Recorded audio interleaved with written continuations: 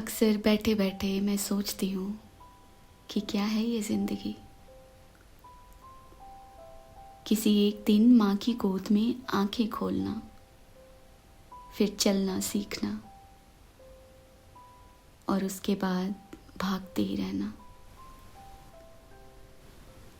कभी ज़रूरतों के पीछे तो कभी जिम्मेदारियों से दूर,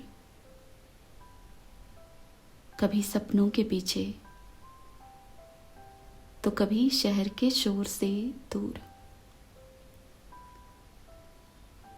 और भागते भागते अचानक एक दिन हम इतने शांत हो जाते हैं कि हमारी धड़कनें हमें भी सुनाई नहीं देती।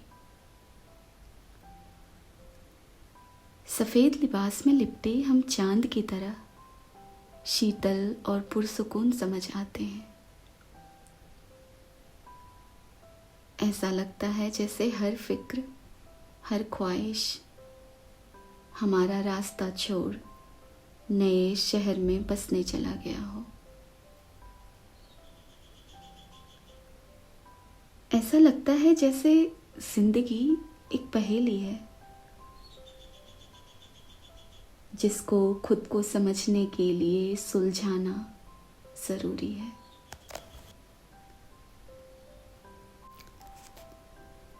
अक्सर बैठे बैठे मैं सोचती हूँ कि क्या है ये ज़िंदगी।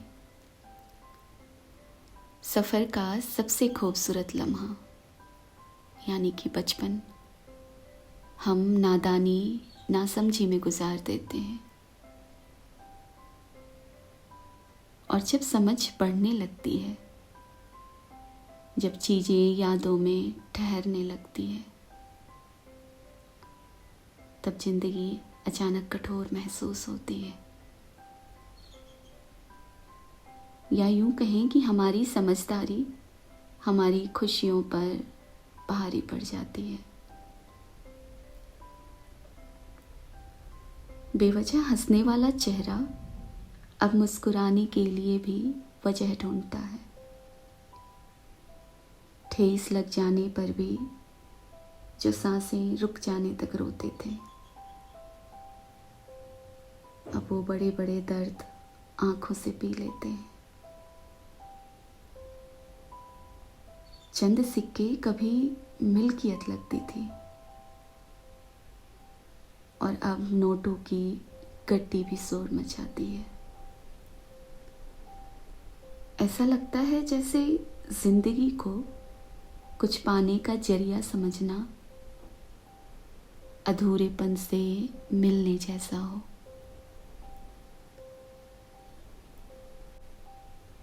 अक्सर बैठे बैठे मैं सोचती हूँ कि क्या है ये जिंदगी। कुछ लोगों को कब्र तक जाते देखना और कुछ का साथ कब्र तक पाना,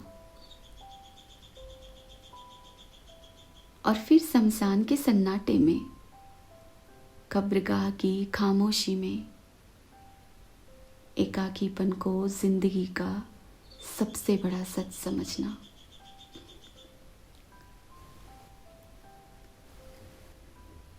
अगर जिंदगी की मंजिल पर हर इंसान अकेला है, तो फिर रास्ते में लोगों की भीड़ क्यों इकट्ठी करना। तो फिर किसी से साथ चलने की मिन्नतें क्यों करना।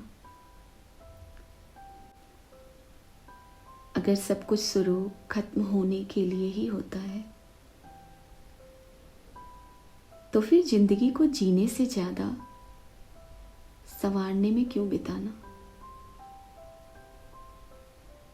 तो फिर फिसलते संबंधों को मोह की डोर से क्यों जकड़ना। तो फिर नफरत और शिकायतों की पोटली कब्र तक क्यों ले जाना। चलो संकीरी तंग गलियों से निकलकर तृप्ति की चौड़ी सड़कों तक पहुंचते हैं, और मिलकर इस पोटली को बहुत दूर फेंकते हैं, इतनी दूर कि जिंदगी की समंदर में परस्पर उठती लहरें भी उसे वापस किनारा ना दे सके।